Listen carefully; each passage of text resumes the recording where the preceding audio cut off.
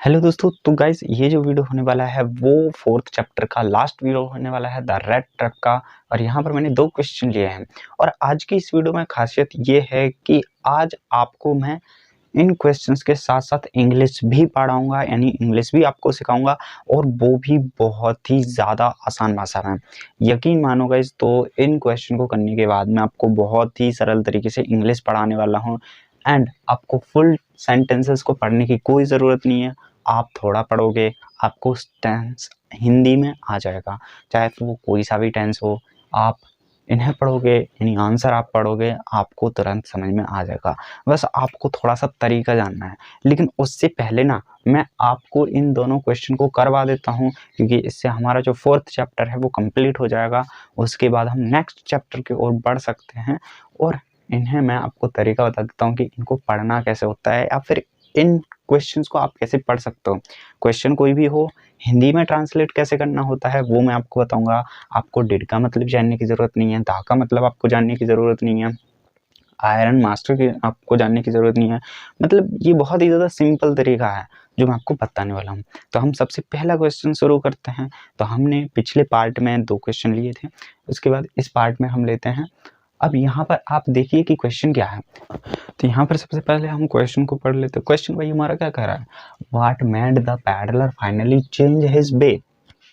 यानी कि जो पैडलर है, जो फेरी वाला है, उसने अपने विचार को कैसे बदला। यहाँ पर आप विचार कह सकते हैं या फिर वेज को आप कुछ भी कह सकते हैं, उसने कैसे बदला। तो यहाँ पर आप इसके आंसर को देखोगे ना, तो कैसे बदला, यहाँ पर क्वेश्चन पूछ रहा है कि भाई कैसे उसने अपने विचार को कैसे बदल दिया, यानी कि यहाँ पर मैड आ रहा है तो ये कंप्लीट पास्ट टेंस हो गया है। तो उसने कैसे अपने विचार को चेंज किया। तो यहाँ पर आप आंसर देखोगे ना, the experience of the peddler at the minor of the will Manson made him change his वे। यानी कि जो विल मैनसन है ना, इसकी भूमिका है इसके विचार को चेंज करने में। विल मैनसन के कारण जो पैडलर है, जो फेरी वाला है, उसने अपने अनुभव को बदल दिया। यहाँ पर ये वाला क्वेश्चन हो चुका है। वैसे अगर आप देखोगे ना, तो ये क्वेश्चन, इसका जो आंसर है ना वो बहुत लंबा है, लेकिन मैंने इसे बहुत ही ज़्यादा शॉर्ट कर दिया है, क्योंकि जो यहाँ पर क्वेश्चन पूछ रहा है हम सिंपल सा वही बताएंगे और वही पेपर में लिखेंगे। क्योंकि पूछा है अगर इतना जा रहा है ना, तो आपको लिखना भी भाई इतना ही है, पूरा क्यों लिखना आपको। तो यहाँ पर बिल मेंशन के कारण उसे अपने विचारों को बदलना पड़ा। यहाँ पर सिंपल सी बात है। इसके बाद सेकंड क्वेश्चन देख लेते हैं। उसके बाद मैं आपको इंग्लिश की एक ट्रिक देने वाला हूँ कि भाई इंग्लिश को आप कैसे पढ़ सकते हैं, कैसे समझ सकते हैं। आपको ज़्यादा कुछ करने की ज़रूरत नहीं है। देखिए सेकंड क्वेश्चन हमारे क्या कह रहा है, why did the iron master speak kindly to the peddler and invite him home. यहाँ पर जो आयरन मास्टर है ये कौन है। आयरन मास्टर सिंपल सी बात है, जो मील होता है ना वो मील वाला है आयरन मास्टर। आपने क्वेश्चन में देखा होगा मील वाला है यहाँ पर iron master. Why did iron master speak. तो यहाँ पर आयरन मास्टर क्या कह रहा है कि ये क्वेश्चन ये कह रहा है कि आयरन मास्टर ने पैडलर को आखिर अपने घर पर क्यों बुलाया है, वो भी बहुत ही सहज तरीका से। आखिर क्यों बुलाया है, यहाँ पर क्वेश्चन यही पूछा जा रहा है। तो इसका आंसर क्या है भाई, इसका आंसर जब आप देखोगे ना, the iron master took the peddler for an old acquaintance he had seen the stranger in darkness.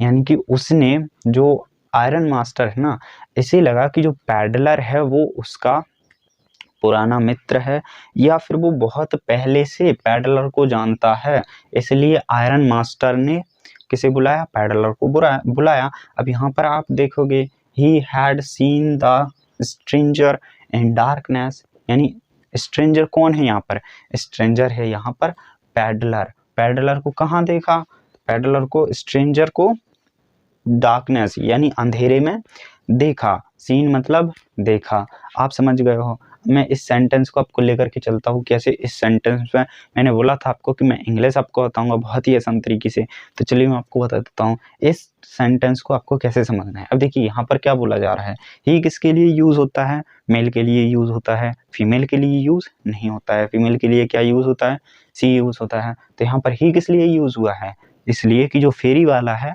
यानी जो पैडलर है वो एक आदमी है। हैड कब यूज हो रहा है यहाँ पर?